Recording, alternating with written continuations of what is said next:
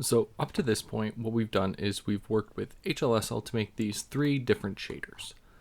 And while using HLSL is nice, Unity does have Shadergraph. So we're just going to quickly talk about the advantages of using Shadergraph over HLSL or vice versa. So for these three effects, only one of them I could actually recreate using Shadergraph, and that's this top one here. Shadergraph does work really well for PBR rendering and things like that. However, Shadergraph only has two exposed stages you can interact with, and that is the vertex stage and the fragment stage. You cannot access the geometry stage. So doing something like this where you would modify individual triangles, you can't do that in Shadergraph. As well as you can't access domain or hull shaders, so you can't do something like this tessellation here to increase the resolution of the mesh. So with Shadergraph, the advantage of it is that it is optimized and will work between versions. So these two shaders here, which are custom HLSL, if I upgraded to a new version of Unity and Unity happened to change one of the underlying macros that I'm using, these shaders might not work anymore.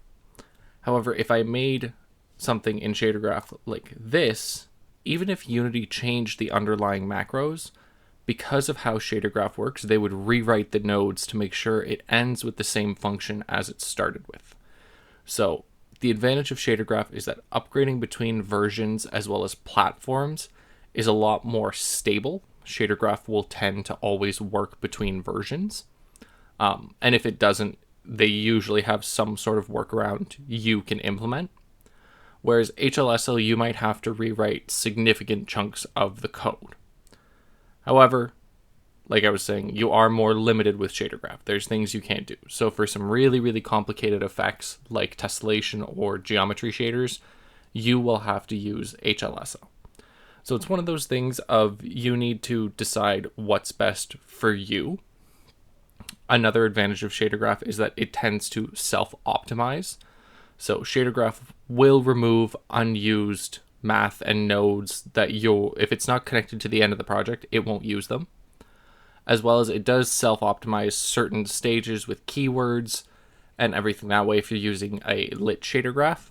So generally, if it's a simple shader, Shadergraph is going to be more performant than HLSL and a lot less work.